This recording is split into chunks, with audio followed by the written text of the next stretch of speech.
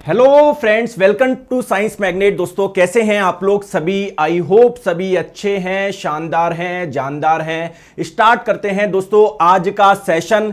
Class की PDF आपको Telegram channel science by Neeraj sir पे मिल जाएगी। और दोस्तों आज का भी आप लोगों का एलपी का एग्जाम हो चुका भी, जो क्वेश्चन आए मैं आप लोगों को करवा दूंगा एक शॉर्ट वीडियो डाल के, ठीक है। और अच्छे से आप लोग पढ़ाई करिए। ग्रुप डी का एग्जाम दोस्तों आपको ज्यादा समय नहीं मिलेगा, तो अच्छे से अपना पोर्शन तैयार रखिए, है ना। आपको क्या सिलेबस है साइंस का, क्या डेमो वगैरह सब आपको मिल जाएंगे पेड कोर्स में जब जाओगे निर्माण बैच में। तो यहां पर आप लोगों को फ्री में आप लोगों के एक दो डेमो क्लासेस भी जाके देखिए और बढ़िया से आप लोग ज्वाइन करिए, ठीक है। चलिए स्टार्ट करते हैं आज का सेशन। पहला क्वेश्चन आपके स्क्रीन पे ये रहा, बताइए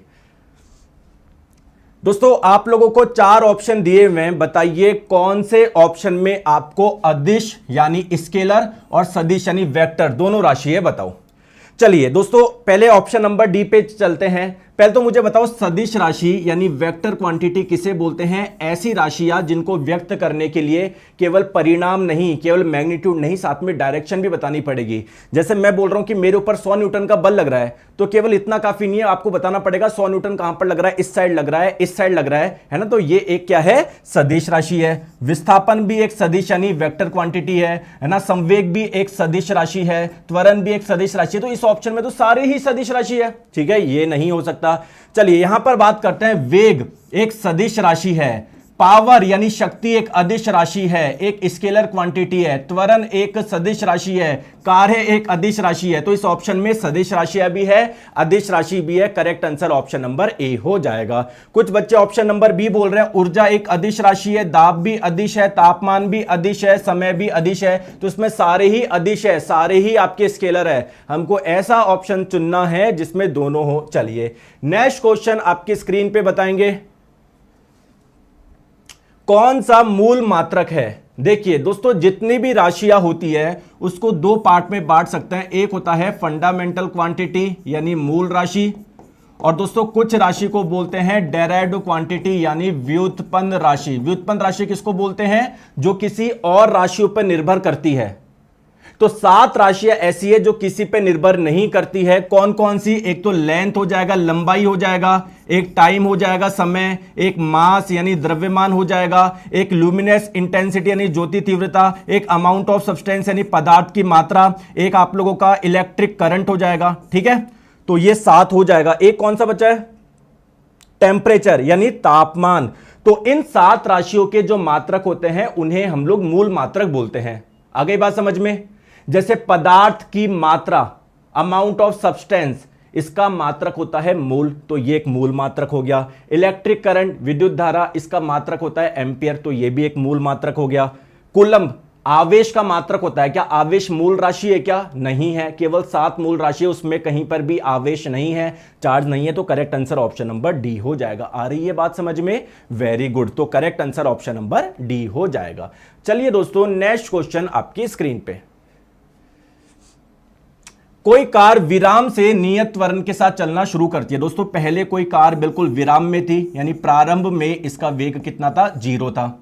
फिर एक्सेलरेशन यानी त्वरण का मान कितना आया? 3 मीटर पर सेकंड स्क्वायर। और 10 सेकंड में इसने कितनी दूरी तय कर ली आपको बताना है। तो पहले बिल्कुल विराम में थी, फिर इसने एक्सेलरेट करा, तो दोस्तों कुल मिला के मान लेते हैं 10 सेकंड में ये यहां पर पहुंच गए। तो 10 सेकंड में कितनी दूरी तय करी आप लोगों को ये बताना है। तो कौन सा समीकरण लगाऊं? क्या मैं दूसरा समीकरण लगा दूं? क्या s बराबर ut plus half at square? बिल्कुल लगा दो। s होता है विस्थापन यानी डिस्प्लेसमेंट, लेकिन जब भी कोई सीधी रेखा में चलता है तो विस्थापन बोल दो या दूरी बोल दो, बात बराबर है। तो s का मान आपको निकालना है, u का मान था 0, ये पूरा ही हो जाएगा 0, प्लस 1/2 त्वरण का मान कितना है? 3 है। समय, कितने समय की बात हो रही है? 10। 10 का स्क्वायर 100, तो 100 कटा 2 से 50 बार में 50 इंटू 3 150। ऑप्शन नंबर ए इसका आंसर हो जाएगा। आ रही है बात समझ में चुन्नू लाल? चलिए नेक्स्ट क्वेश्चन आपके स्क्रीन पे बताओ। कोई वस्तु नियत वेग से गति कर रही है। नियत वेग का मतलब क्या है? कांस्टेंट वेलोसिटी, इसकी वेलोसिटी का मान चेंज नहीं हो रहा। पहले अगर 10 मीटर पर सेकंड था तो अभी भी 10 मीटर पर सेकंड ही है। तो आपको पता है इनर्शिया ऑफ मोशन यानी गति का जड़त्व क्या होता है कि अगर कोई वस्तु गति कर रही है तो वह उसी वेग से गति करती रहेगी जब तक उस पर कोई फोर्स यानी बल ना लगे। तो अगर आपने बल लगा दिया, मान लो इस दिशा में लगा दिया तो उसका वेग बढ़ जाएगा, इस दिशा में लगा दिया तो वेग कम हो जाएगा।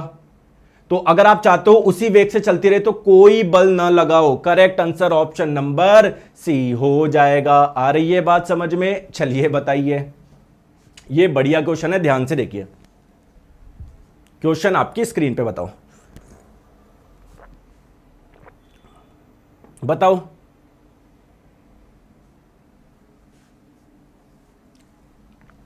एक मीनार के ऊपरी हिस्से से, दोस्तों ये एक मीनार है, इसके ऊपरी हिस्से से वस्तु को ऊपरी दिशा में फेंका गया। तो अगर ऊपर की ओर फेंका है तो प्रारंभ में कोई ना कोई वेग दिया होगा। प्रारंभिक वेग का मान मैं मान लेता हूं u।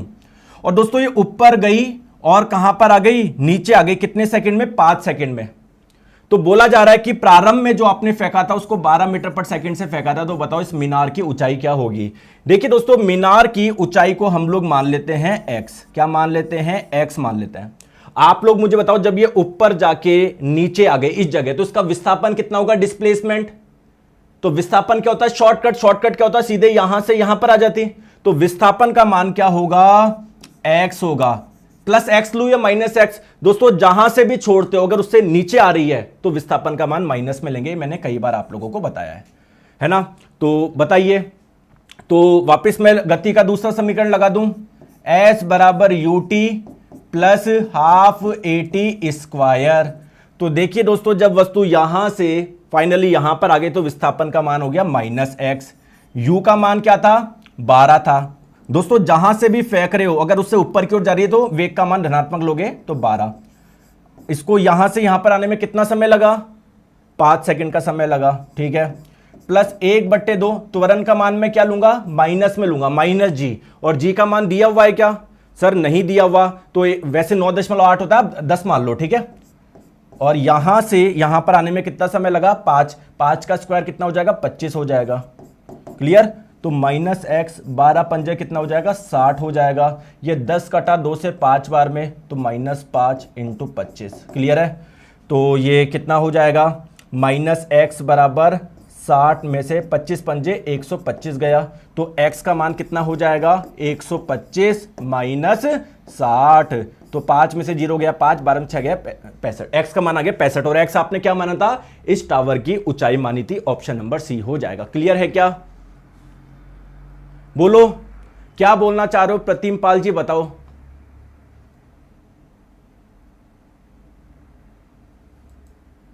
ठीक है, चलिए नेक्स्ट क्वेश्चन आपकी स्क्रीन पे बताएंगे। किसमें उत्तल दर्पण का उपयोग किया जाता है?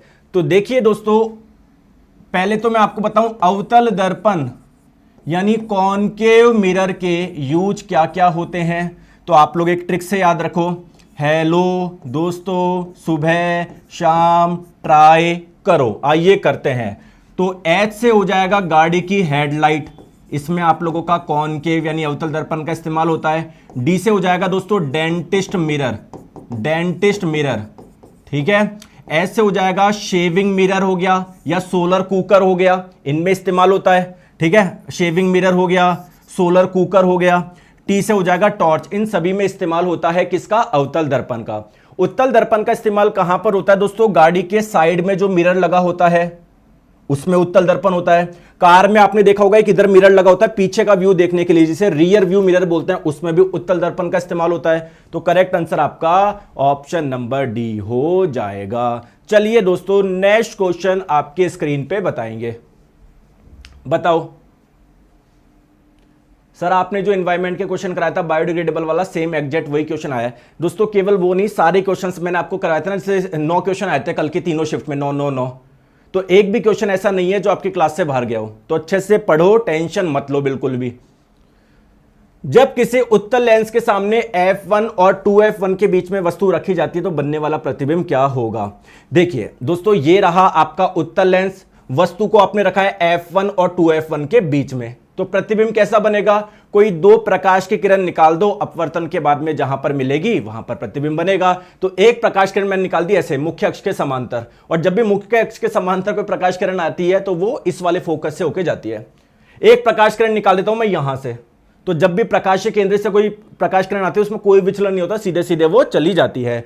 तो ये वाली किरण और ये वाली किरण मिल रही है क्या? हां सर मिल रही है, तो प्रतिबिंब बनेगा रियल यानी वास्तविक, और वास्तविक प्रतिबिंब हमेशा होता है उल्टा। चलिए दोस्तों साइज की बात करिए, साइज क्या होगा, बड़ा होगा या छोटा होगा? तो साइज आप लोगों का बड़ा है, देखो वस्तु ये रही, साइज बड़ी है। तो चलिए बताओ क्या आंसर होगा? बड़ा बन रहा है, वास्तविक बन रहा है, उल्टा बन रहा है। ऑप्शन नंबर सी इसका आंसर हो जाएगा। बोलो यस और नो। चलिए नेक्स्ट क्वेश्चन आपके स्क्रीन पे बताएंगे। सर आज मेरा फर्स्ट शिफ्ट का एग्जाम था, 51 अटेम्प्ट करके हूं, बहुत अच्छा स्कोर है। कौन सा भाग आंख में प्रवेश करने वाली प्रकाश की मात्रा को कंट्रोल करता है? दोस्तों अगर आंख को सामने से देखोगे तो आप लोगों को काले कलर का से दिखेगा, जिसे आप लोग क्या बोलते हैं, प्यूपिल। तो इसका साइज कम होता है, ज्यादा होता है? अगर इसका साइज ज्यादा होगा तो प्रकाश ज्यादा एंटर करेगी आंख के अंदर, अगर इसका साइज कम होगा तो प्रकाश कम एंटर करेगी। तो प्यूपिल यानी पुतली के साइज, मतलब पुतली बड़ा होगा तो आंख प्रकाश अंदर ज्यादा एंटर करेगा, और छोटा होगा तो प्रकाश कम एंटर करेगा। दोस्तों प्यूपिल के चारों ओर क्या होता है बताओ? इसे क्या बोलते हैं? आइरिस बोलते हैं, आइरिस। अगर आप लोगों से एग्जाम में पूछा जाए कि प्यूपिल को के साइज को छोटा या बड़ा करने में किसका योगदान है? आइरिस का है। क्लियर है? तो अगर मान लो ऑप्शन में आपका पुतली ना हो तो आंसर क्या हो जाएगा? आइरिस हो जाएगा। क्यों? क्योंकि प्यूपिल के साइज को छोटा या बड़ा कौन कर रहा है? आइरिस कर रहा है। और अगर दोस्तों प्यूपिल ऑप्शन में हो तो प्यूपिल होगा। देखो जो प्यूपिल होता है पुतली, वो नेत्र में प्रवेश करने वाली प्रकाश की मात्रा को नियंत्रित करती है। और अगर आप लोगों से पूछा जाए कि प्यूपिल के साइज को कौन कंट्रोल करता है, दोस्तों जो आइरिस, परितारिका इसको हिंदी में बोलते हैं, वो पुतली के साइज को नियंत्रित करता है। तो अगर ऑप्शन में पुतली नहीं होगा तो क्या हम लोग आइरिस पे टिक कर सकते हैं क्या? चलिए बहुत बढ़िया। और दोस्तों जिनका एलपी का एग्जाम होता जा रहा है वो जेई और टेक्नीशियन पे ध्यान रखिए, पढ़ाई बिल्कुल छोड़े मत। और एलपी सीबीटी 2 का बैच अपने क्लासेज 19 तारीख से आप लोगों की शुरू हो ही जाएगी, ठीक है। सूर्य के प्रकाश का स्पेक्ट्रम प्राप्त करने के लिए कांच के प्रिज्म का उपयोग करने वाले पहले व्यक्ति कौन थे? तो देखिए दोस्तों आपको पता है ये कांच का हो गया प्रिज्म। जब इसमें सूर्य का प्रकाश डालेंगे जो कि व्हाइट कलर का होता है तो आप लोगों के 7 रंग के प्रकाश मिलेंगे, एक 7 रंग के प्रकाश जिसे आप लोग स्पेक्ट्रम भी बोलते हैं। तो कौन से पहले व्यक्ति थे जिन्होंने ये काम किया था? आइजैक न्यूटन साहब ने। एनसीईआरटी ने बड़े बड़े अक्षरों में लिखा हुआ है कि आइजैक न्यूटन साहब पहले ऐसे व्यक्ति थे जिन्होंने स्पेक्ट्रम प्राप्त किया। तो correct answer option number A हो जाएगा। चलिए नेक्स्ट क्वेश्चन आपकी स्क्रीन में, ये क्या हो गया बीच में? अच्छा ये 9 ये बीच में, चलो आ जाओ बताओ बताओ।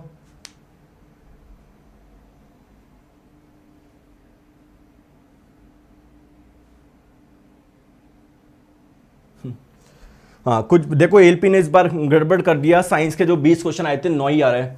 लेकिन कुछ बच्चे जो सबसे बड़ी मिस्टेक करेंगे ना कि भाई ठीक है मैं साइंस को छोड़ के केवल मैथ्स रीजनिंग कर लूँ, दोस्तों नहीं होगा। आप देख लेना जिस दिन रिजल्ट आएगा, कट ऑफ आएगा, तब आप बोलोगे अरे यार। तो साइंस के क्वेश्चंस 9 आपके बनने चाहिए बिल्कुल ऐसे कैसे, क्योंकि 9 क्वेश्चन को बनाने में आपको मुश्किल से हर क्वेश्चन में अगर 15 से 20 सेकंड की बात करें तो इतना लगेगा। जहां पर आप लोग मैथ्स में 1 मिनट का समय लगाओगे या रीजनिंग में एवरेज 1 मिनट या 1.25 मिनट का समय लगाओगे, तो अभी भी आप लोग देखोगे सिलेक्शन साइंस से ही होगा, चाहे बच्चे कुछ भी बोले। आप बाकी समझदार हो, बताओ फ्लेमिंग के बाएं हाथ और दाएं हाथ के नियम का इस्तेमाल कहां पर होता है? देखिए दोस्तों चुंबकीय क्षेत्र में जब आप लोग किसी वायर को रखोगे तो उसमें करंट फ्लो होती है। मान लो चुंबकीय क्षेत्र में आपने किसी वायर को रखा और उसमें करंट फ्लो हो रही है, तो उस पर एक बल लगता है, फोर्स लगता है। तो इस फोर्स की दिशा को निकालने के लिए फ्लेमिंग का लेफ्ट हैंड रूल इस्तेमाल करते हैं। इलेक्ट्रिक मोटर में यही तो होता है, चुंबक के बीच में हम लोग एक ऐसे वायर रख देते हैं जिसमें करंट फ्लो होती है, उस पर बल लगता है जिसकी वजह से घूमता है। तो इलेक्ट्रिक मोटर में हम लोग फ्लेमिंग का लेफ्ट हैंड रूल इस्तेमाल करेंगे, फ्लेमिंग का लेफ्ट हैंड रूल।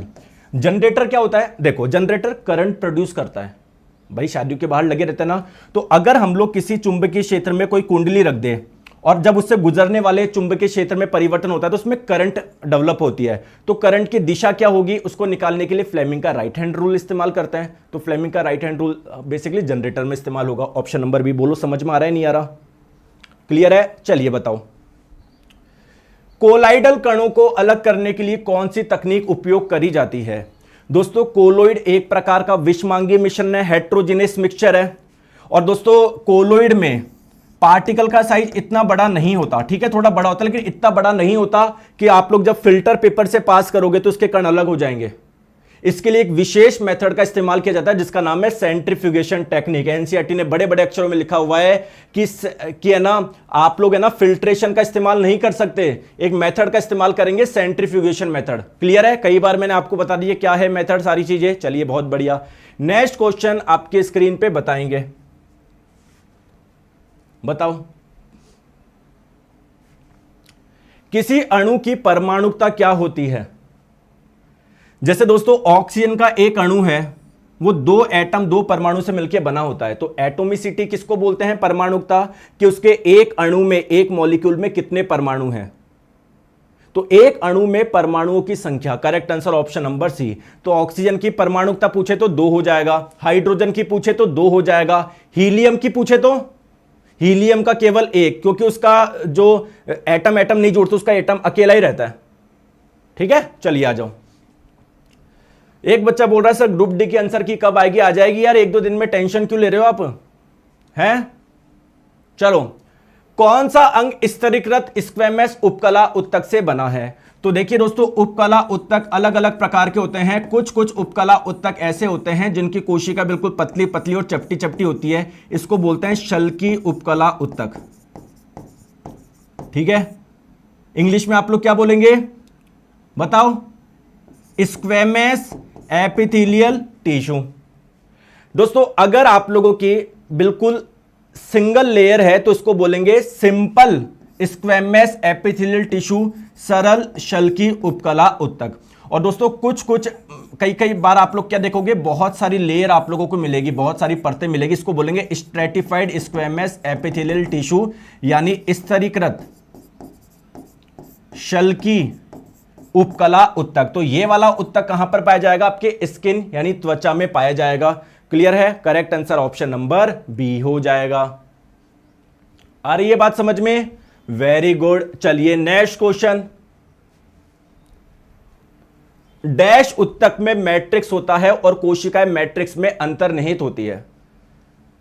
देखिए दोस्तों, अगर बात करें टिश्यू अलग अलग प्रकार के होते हैं। एक होता है कनेक्टिव टिश्यू, जिसे आप लोग हिंदी में बोलते हैं संयोजी उत्तक। दोस्तों ये उत्तक है तो इसका मतलब बहुत सारी कोशिकाओं से मिलकर बना होगा। ये कोशिकाएं एक पदार्थ में होती है, एक पदार्थ में होती है, इस पदार्थ को बोलते हैं मैट्रिक्स। तो संयोजी उत्तक ऐसा उत्तक है जिसकी कोशिकाएं के चारों ओर एक पदार्थ होता है, या फिर ये कोशिका एक पदार्थ में होती है, इसको बोलते हैं मैट्रिक्स। तो ये किसकी बात हो रही है? कनेक्टिव टिश्यू यानी संयोजी उत्तक की बात हो रही है। चलिए नेक्स्ट क्वेश्चन आपके स्क्रीन पे बताएंगे। बताओ,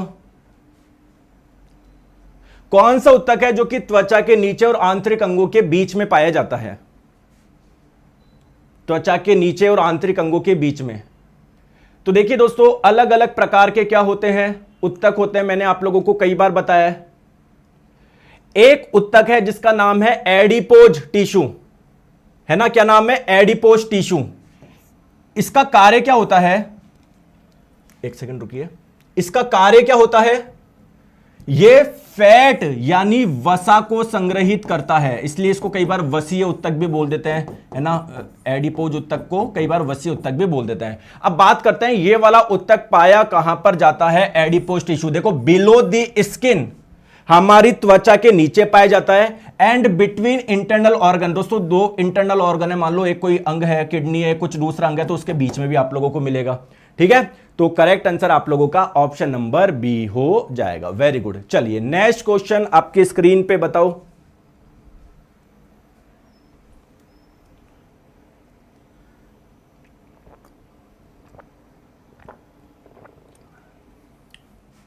बताओ दोस्तों, कौन सी मसल अनैच्छिक रूप से कार्य करती है? देखिए, मसल यानी मांसपेशी आपकी 3 प्रकार की होती है। एक होती है स्केलेटल मसल, जिसे हिंदी में बोलते हैं कंकाल मांसपेशी। एक होती है कार्डियक मसल, जिसे आप लोग हिंदी में बोलते हैं हृदय मांसपेशी। एक होता है दोस्तों आप लोगों का कौन सा? स्मूथ मसल यानी चिकनी मांसपेशी। ठीक है, देखिए दोस्तों, स्केलेटल मसल को हम लोग स्ट्रिएटेड यानी धारीदार मांसपेशियां भी बोलते हैं, ध्यान रखो। ये वाली मसल हम अपनी इच्छा के अनुसार इनमें मूवमेंट करवा सकते हैं, तो ये वॉलेंट्री होती है, ऐच्छिक होती है। इन दोनों मसल्स पे हमारा कंट्रोल नहीं है, तो ये अनैच्छिक होती है। तो ऐच्छिक कौन कौन सी होती है? स्केलेटल, और स्केलेटल को स्ट्रिएटेड के नाम से भी जानते हैं। तो 1 और 4 इसका आंसर आ जाएगा। बताओ, ऑप्शन नंबर डी। क्लियर है? चलिए, बहुत बढ़िया। नेक्स्ट क्वेश्चन आपके स्क्रीन पे बताइए। दोस्तों, सीबीटी 2 के ट्रेड के कोर्सेज अवेलेबल है साइंस मैग्नेट ऐप पे। डीजल मैकेनिक का भी है, फिटर का भी है और इलेक्ट्रिशियन का भी है। डेमो भी अवेलेबल है, आप लोग जाके देखो, समझ में आता है तो ज्वाइन कर लो। बढ़िया, आप लोगों को बेस्ट चीजें मिलेगी, कोई दिक्कत नहीं है। एक पदार्थ एक्स का उपयोग सफेदी में किया जाता है और यह हवा की अनुपस्थिति में चूना पत्थर को गर्म करके प्राप्त किया जाता है। देखिए दोस्तों, जब आप लोग कैल्शियम कार्बोनेट को जब आप लोग गर्म करोगे है ना, एयर की एब्सेंस में, तो ये टूट जाएगा कैल्शियम ऑक्साइड में प्लस कार्बन डाइऑक्साइड गैस में। और इसी कैल्शियम ऑक्साइड का हम लोग इस्तेमाल करते हैं कहां पर? सफेदी में। कैसे? क्योंकि इसको हम लोग मिलाते हैं पानी में, और पानी में मिलाने से बनता है कैल्शियम हाइड्रोक्साइड, जिसे चूने का पानी है, भुजे हुआ चूना भी बोलते हैं। फिर ये लगाते हैं हम लोग दीवार में। तो कुल मिला के ये कैसे बनता है? इससे बनता है। और ये जो पदार्थ है जिसको एक्स बोला गया है, क्या ये कैल्शियम कार्बोनेट को गर्म करने से मिलता है क्या? बिल्कुल, ऑप्शन नंबर बी। पीछे वाले क्वेश्चन का आंसर क्या होगा? अच्छा, अनैच्छिक, सॉरी वॉलेंट, ऐच्छिक नहीं बोला गया, अनैच्छिक बोला गया। तो अनैच्छिक बोला गया तो 2 और 3 हो जाएगा। बिल्कुल सही बात है, मेरे को लगा ऐच्छिक पूछा गया। ठीक है, समझ में आ गया। चलिए, नेक्स्ट क्वेश्चन आपके स्क्रीन पे बताएंगे। अब कई बच्चे जब वीडियो को बाद में देखेंगे ना, तो ये देखते हैं, और सर आपने गलत बता दिया। ऐसे नहीं कि बाद में देख ले, कॉन्सेप्ट तो मैंने सही बताया, गलती से मैंने लगा कि वॉलेंट्री यानी ऐच्छिक पूछा गया है। कई बच्चे जब वीडियो को बाद में देखते हैं तो सर गलत कर दिया। ऐसे नहीं, थोड़ा सा आगे देख ले यार एक बार। ठीक है, चलो बताओ। पी, क्यू, एक्स और वाई को पहचानना है।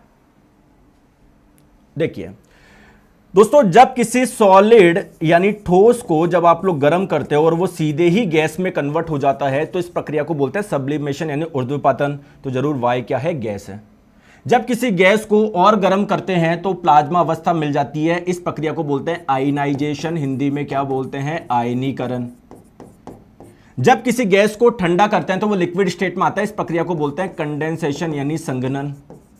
बताओ, तो क्या हो जाएगा? पी क्या हो जाएगा? पी हो जाएगा आयनाइजेशन। क्यू क्या हो जाएगा? कंडेंसेशन। एक्स क्या हो जाएगा आप लोगों का? सॉलिड। और वाई क्या हो जाएगा आपका? गैस हो जाएगा, ऑप्शन नंबर बी। चलिए दोस्तों बताएं। दोस्तों हो सकता है आपको डायग्राम साफ नहीं दिखे, तो मैं भी दिखा देता हूं, टेंशन मत लीजिए। ठीक है, रुकिए, कहां से आएगा? ये रहा। मैं डायग्राम, आप पहले डायग्राम देख लो। आप डायग्राम में देखो क्या दिया हुआ है कि ये पानी के, मतलब इस डब्बे में पानी भरा हुआ था, ये पानी के पार्टिकल्स हैं, क्योंकि कोई भी पदार्थ होता है छोटे छोटे कणों से मिलकर बना होता है ना। इसमें आपने क्या डाला? सॉल्ट डाला, तो सॉल्ट देखो नीचे आ गया। फिर अच्छे से मिक्स किया तो देखो पानी के कणों के बीच में सॉल्ट के कण आ गए। ठीक है, अब क्वेश्चन पे चलते हैं।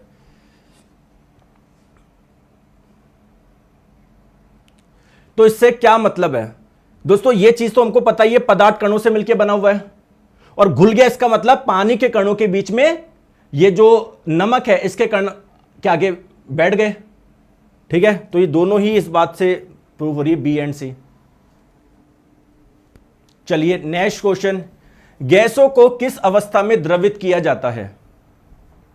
गैसों को देखिए दोस्तों, गैस को आपको लिक्विड स्टेट में बदलना है तो क्या करेंगे? दोस्तों गैस भी बहुत सारे कणों से मिलकर बना हुआ है। गैस में कणों के बीच का गैप काफी ज्यादा होता है। तरल अवस्था में भी पदार्थ कणों से मिलकर बना होता है, इसमें थोड़ा गैप कम होता है। तो आपको गैप क्या करना है? कम करना है, तभी तो लिक्विड स्टेट में आएगा। तो प्रेशर ज्यादा करना पड़ेगा, हाई प्रेशर। टेम्परेचर ज्यादा मत देना, टेम्परेचर दोगे पार्टिकल के पास में एनर्जी आएगी और भागेंगे, दूर दूर हो जाएंगे। आप लोगों को क्या करना है? इनको पास पास में करना है। तो हाई प्रेशर और लो टेम्परेचर, उच्च दाब और निम्न तापमान।